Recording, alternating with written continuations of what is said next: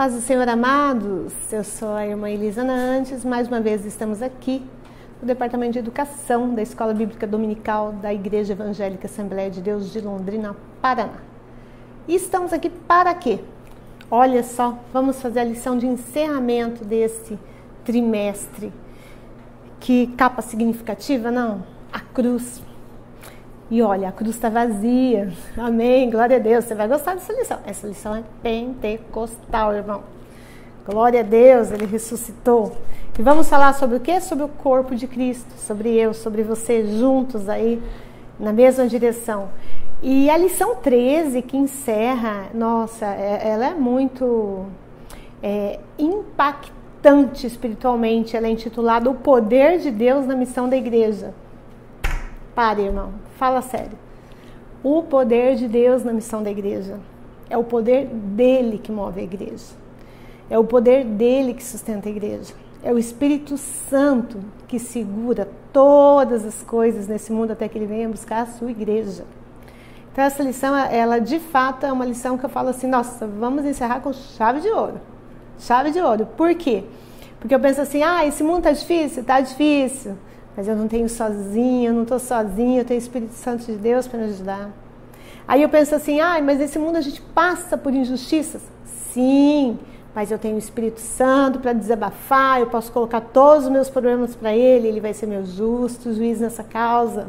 E aí eu descanso em Deus.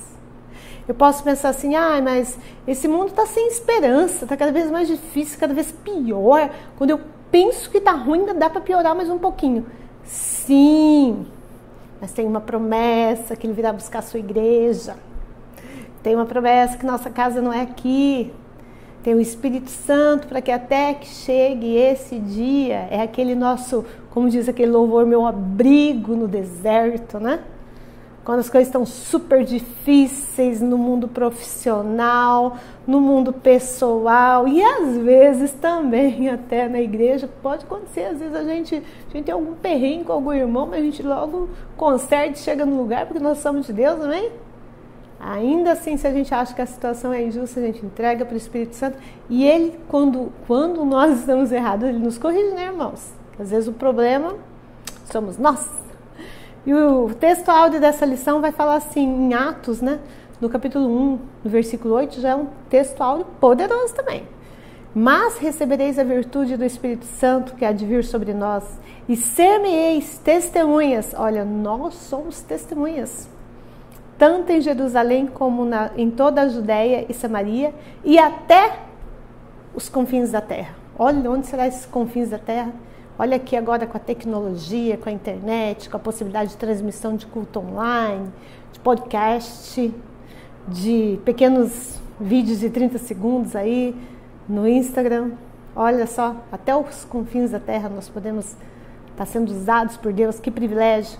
E a verdade prática vai nos deixar muito claro que nesse contexto difícil que nós estamos, o Espírito Santo é a força motriz. É aquela que movimenta a igreja, o alicerce da igreja. Sem o poder do Espírito, a igreja é incapaz de cumprir sua missão. Olha só que ajudador, que grande benfeitor que o Senhor nos deixou. E a leitura bíblica em classe, eu vou selecionar os excertos que eu vou ler. Diz assim, na igreja que estava em Antioquia, havia alguns profetas e doutores, conforme Atos, capítulo 13, versículos 1 a 4, agora eu vou ler o versículo 2. E servindo eles ao Senhor e jejuando, disse o Espírito Santo, apartai-me a Barnabé e a Saulo para a obra a que os tenho chamado. Então, jejuando e orando, e pondo sobre eles as mãos, os despediram. O que eu vejo aqui? A gente só vê coisa que a gente fica maravilhado. Irmão, você, professor, você vai ficar maravilhado em dar essa lição. Primeira coisa, como mover o Espírito Santo? Está ali, servindo eles ao Senhor. Serviu ao Senhor, você está assim, do ladinho, colado com o Espírito Santo. Jejuando, então, olha só, que é uma comunhão mais plena que o jejum. E logo a seguir diz assim, jejuando e orando. Jejum, oração, comunhão com o Espírito Santo, não tem obra missionária que dê errado. Não tem igreja que não seja sustentada pelo Senhor. Por quê? Porque porque nós somos bons? Não, porque está em consonância com a palavra de Deus. E a introdução vai ter como foco nos chamar a reflexão. Olha, reflitam sobre as palavras de Jesus Cristo, reflitam sobre o que Jesus falou aos discípulos, que eles receberiam a virtude do Espírito Santo como um pré-requisito para serem testemunhas até os confins da terra. E o foco é justamente esse: o Espírito Santo nos fortalece. Ele é aquele nosso revestimento espiritual. A doutrina bíblica do Espírito Santo nos mostra que esse revestimento do poder do alto é imprescindível à missão da igreja. Não dá para ficar sem. Tanto no passado, na igreja primitiva, no Novo Testamento, como hoje, agora. Aqui, nesse momento que você está assistindo esse vídeo, não quero nem saber se é agora, depois ou daqui a alguns anos. A palavra do Senhor não muda. E pensando assim, nós temos, e nos impressionamos quando a gente faz aquela leitura de Daniel 3, onde nós temos, onde nós temos aqueles 3 jovens jogados na fornalha que não se queimam. O que eu imagino? Imagino que, comparando com essa lição, é como se o Espírito Santo fosse assim um macacão super poderoso, como se ele os revestisse totalmente e nada chegasse até eles, nenhum calor, nenhum desconforto, nada. Ou seja, de fato, é o nosso grande revestimento para todos os momentos que nós precisamos de proteção. E claro que eu estava pensando, quando eu estava preparando essa lição, que cada um tem sua dor. Eu tenho minha dor, você que me ouve tem a sua dor. A minha dor para mim é importante. A sua dor para você é importante. Por quê? Porque nós temos tendência humana de olhar muito para a nossa própria dor. Só que o Espírito Santo, ele respeita, ele entende a nossa dor e ele ainda partilha da nossa dor conosco. Olha só, olha, pode falhar a tua mãe, pode falhar o seu pai e vai falhar, porque eu sou mãe, eu falho também. Pode falhar o seu esposo, a sua esposa e vai falhar, que eu como esposa falho também. Pode falhar o seu pastor, ele é homem. Pode falhar o ministério, pode falhar os irmãos da igreja, pode falhar aquele amigo que você colocava a mão naquela fornalha por ele, pode. Mas o Espírito Santo de Deus não falha. O Espírito Santo de Deus não te abandona. Ele te entende, ele partilha da sua dor, ele valoriza a sua dor, ele entende essa dor. E ele fica com você no momento dessa dor.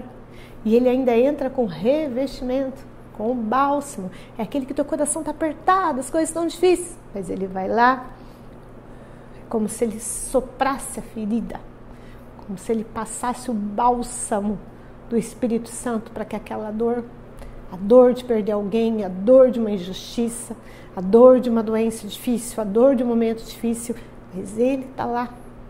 Então, olha, essa lição, professor, é para destacar mesmo a importância desse poder, desse revestimento, e que sem a presença do Espírito Santo, a igreja nada pode fazer. Nada pode fazer. E o item 1 vai falar sobre a doutrina do Espírito Santo, segundo o evangelista Lucas, o nosso irmão Lucas. E nos traz aqui esse ensino que Lucas nos traz nos escritos dele, mostrando para a gente que sem a ação do Espírito Santo no ministério de Jesus e na vida da igreja, os cristãos não estariam qualificados para serem testemunhas do Senhor. Essa promessa estava associada ao revestimento do poder do Espírito, conforme descrito na palavra de Jesus, com o poder do alto. Lucas capítulo 24, versículo 49. Então vocês vejam, nós temos aqui, olha, não fique sem o Espírito Santo. Não deixe de buscar o Espírito Santo. Porque é ele, como Lucas coloca aqui pra gente, que nos qualifica para que possamos testemunhar do Senhor. Ou seja, eu e você tendo o privilégio de testemunharmos esse grande, imensurável amor sacrificial por nós que não somos merecedores. E o item 2 vai falar assim que esse enchimento do Espírito é uma experiência necessária. E traz vários itens que eu sintetizei em frases, porque traz assim pra gente, ó, Jesus Cristo, ele começa o ministério depois de ser cheio do Espírito Santo. Jesus Cristo, ele faz a obra de Deus e a fez no poder do Espírito Santo.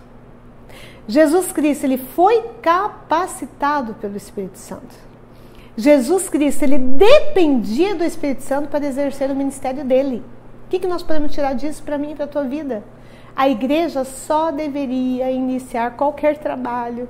Aqui na lição fala de trabalho missionário. Qualquer trabalho, qualquer construção, qualquer pessoa que vai assumir um cargo, quando estiver de fato revestida e na direção do Espírito Santo. Conclusão, o Espírito Santo é uma necessidade, não é uma opção. Então, o que eu e você podemos fazer diante de uma lição com palavras tão magnânimas como essa? Nós devemos falar com o Espírito Santo, chorar para o Espírito Santo, desabafar para ele, pedir ajuda. Antes de levantar da cama, falar: Espírito Santo, levanta comigo, vem comigo. E tem algumas ações que eu sei que para alguns pode parecer estranha, para mim já não são. Vai entrar no trabalho, abre a porta, entra primeiro, Espírito Santo. Tem uma filha que mora em outra cidade, ela almoça muito sozinha, porque ela mora lá sozinha, claro. Ela fala que não tem problema, ela senta ainda, coloca a cadeira em frente e fala: eu almoço com o Espírito Santo. Ele é uma pessoa, ele é um amigo. Ele precisa estar presente na minha e na sua vida. E da mesma forma, às vezes nós vamos dormir, nós levamos tantos problemas com a gente para o travesseiro. Vamos ter o hábito de sempre orar e falar: esse problema, isso aqui que me preocupa. Está nas tuas mãos, Espírito Santo. Agora descansa, alinha minha alma, minha mente, meu espírito, para que eu possa descansar. Nós precisamos ter mais comunhão com o Espírito Santo. O item 2 vai falar que esse tremendo amigo, esse tremendo ajudador, esse grande benfeitor, o Espírito Santo, ele nos capacita para testemunhar. Isso tem como, vamos colocar assim, subsídio de recorte da Bíblia, o que nós temos ali no livro de Atos. E ele mostra diferentes perspectivas dessa capacitação. Por exemplo, ele vê o Espírito Santo capacitando líderes para o desempenho da obra de Deus. Então o Espírito Santo capacita só líderes? Não. O Espírito Santo capacita Pedro, sendo cheio do Espírito Santo quando foi confrontado pelo sacerdote.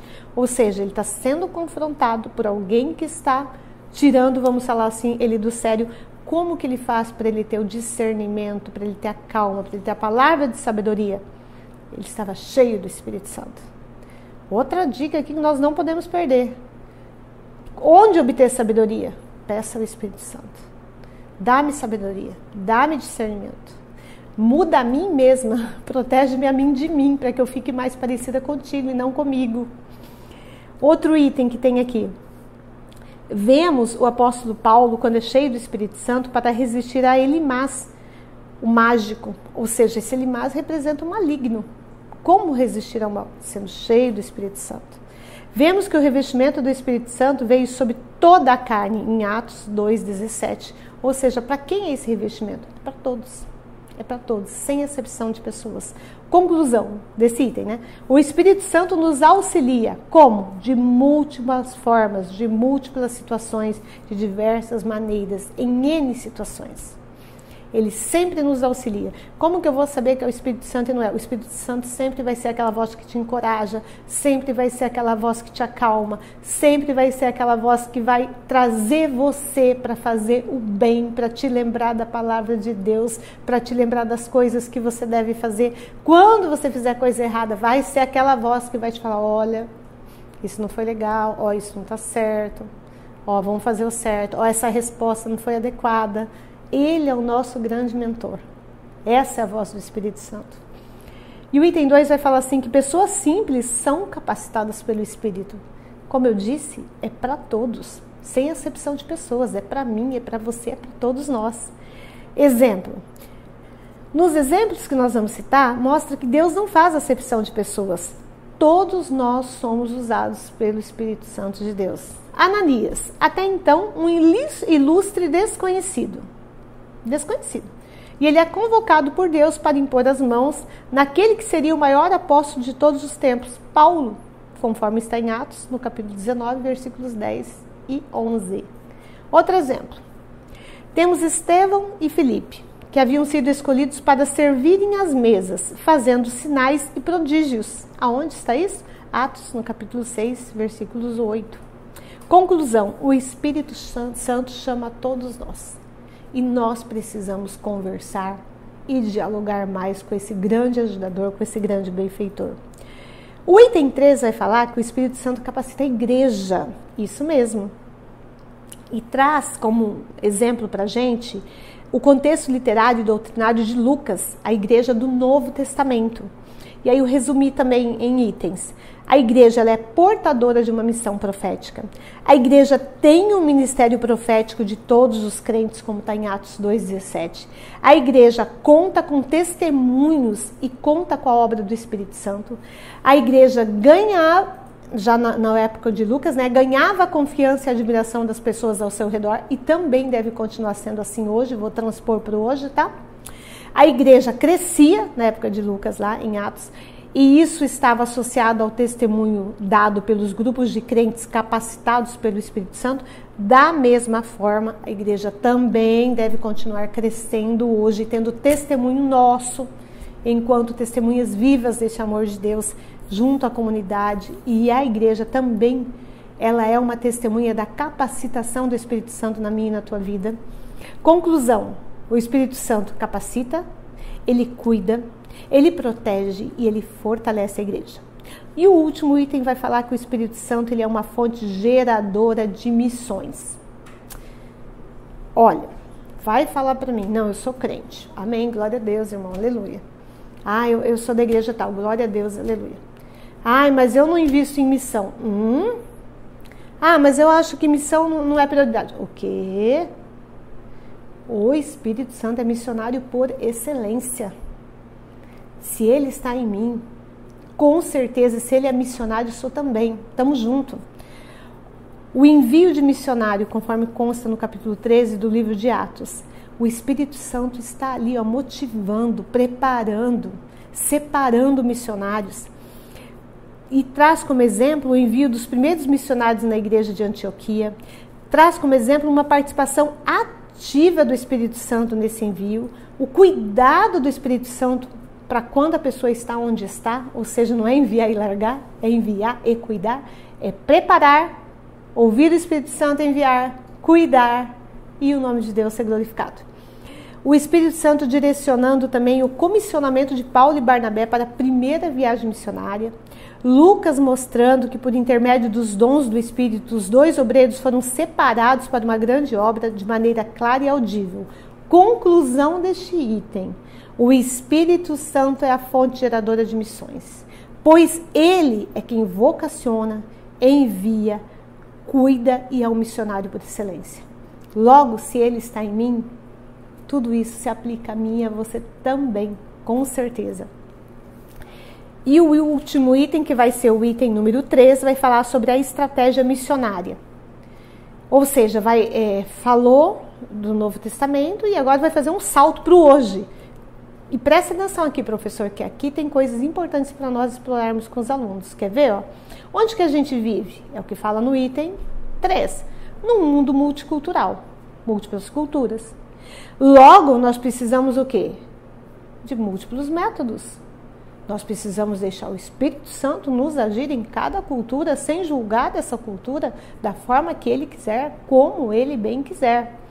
Hoje nós temos pessoas que mudaram, nós temos novas formas de comunicação, nós temos, antes o leitor ele apenas era um leitor concentrado, solitário, hoje esse leitor é movente, ele é moderno, hoje esse leitor ele navega no cyberespaço, ele é imersivo, hoje nós temos a palavra ubico para esse ser humano leitor de vídeo ou de podcast ou do que quer que seja, ou seja, aquele leitor das redes sociais, digitais, o bico, quem está conectado o tempo todo, fazendo múltiplas coisas. Logo, as estratégias missionárias também precisam atingir a esse público.